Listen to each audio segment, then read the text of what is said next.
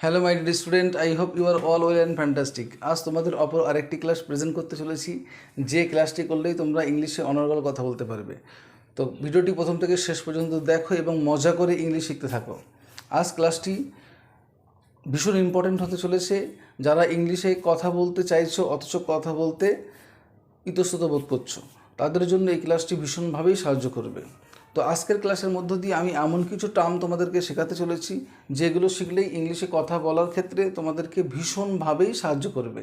চলো আর দেরি না করে আমরা সেই টার্মগুলো একটু শিখে নিই এবং এই টার্মকে কাজে লাগিয়ে ইংলিশ বলা প্র্যাকটিস আজকের ক্লাস থেকেই করতে শুরু করি।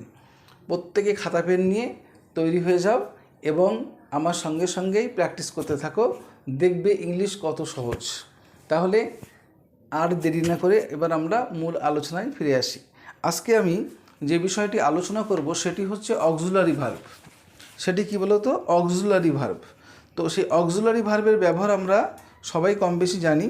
তো আজকের ক্লাসের মধ্যে দিয়ে আমি এমন কিছু অক্সিলারি ভার্বের কথা তোমাদেরকে দেখাবো এবং এমন কিছু ফরমেশন দেখাবো যে ফরমেশনগুলোকে কাজে লাগিয়ে তোমরা হাজার হাজার বাক্য তৈরি করতে পারবে এবং ইংলিশে কথা বলতে সেই বাক্যগুলো ভীষণভাবেই তোমাদেরকে হেল্পফুল হবে বা সাহায্য করবে। চলো সেই বাক্যগুলো দেখে নিই। মনে করো অ্যাবাউট টু। দেখো আমরা সেন্টেন্সে এমনও লিখি অ্যাবাউট টু মানে কি বলো তো? প্রায়। তো এই ধরনের বাক্যে আমরা কিভাবে ইউজ করব? আমরা পড়াটা প্রায় শেষ করে ফেলেছি। আমরা পড়াটা প্রায় শেষ করে ফেলেছি। ইংলিশ বলবে we are about to complete the lesson.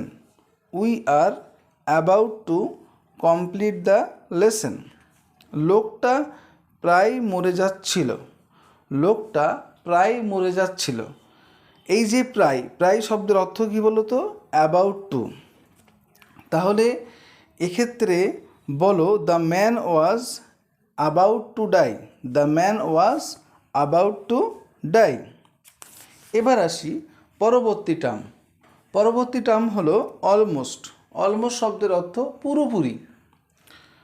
তো অলমোস্ট শব্দটি যখন আমরা ব্যবহার করব তখন কেমনভাবে ব্যবহার করব? দেখো, আমি অঙ্কটা পুরো করি। আমি অঙ্কটা পুরো করি। এক্ষেত্রে ইংলিশ বলো I am almost do the same. I am almost do the same. লোকটা একেবারেই মারা গেছে। The man is almost dead. The man is almost dead. এবার আসবো আমাদের পরবর্তী টার্মটি হলো expected to. Expected to. Expected to শব্দের অর্থ কি? প্রত্যাশা করা বা আশা করা। তা প্রত্যাশা করা বা আশা করা, এক্ষেত্রে আমরা ইংলিশ বলতে পারি কি? Expected to. বাবার আজ আসার কথা। এই ধরনের বাক্যকে ইংলিশে বলো father is expected to come today. Father is expected to come today. তোমার কাল যাবার কথা। You are expected to go tomorrow. You are expected to go tomorrow.